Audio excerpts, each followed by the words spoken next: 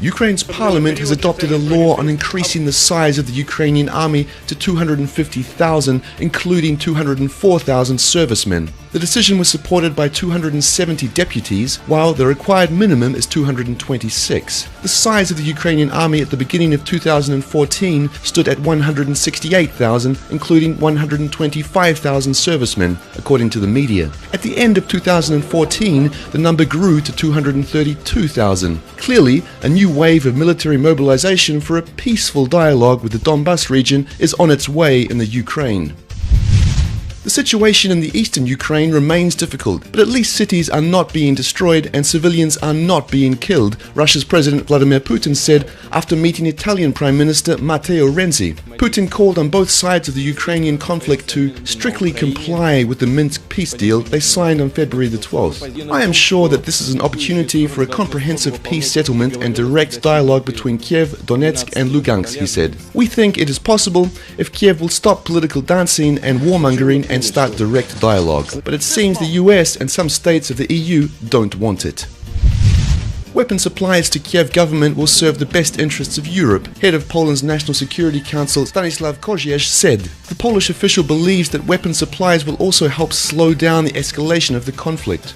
Also on Thursday, Polish Foreign Minister Grzegorz Auschwitz was liberated by Ukraine's troops. Szczetina announced that military instructors from his country will be involved in training Ukrainian troops. A short guide about the US-backed strategy of de-escalating the situation in Ukraine. Throw down the legitimate president, lead to power corruptionists who believe that the country's southeast is full of Russian-speaking subhumans, offer the public backing to the new regime, supply money and arms for its war against Russian-speaking subhumans, and involve the EU into it. Crisis is de-escalated, bingo.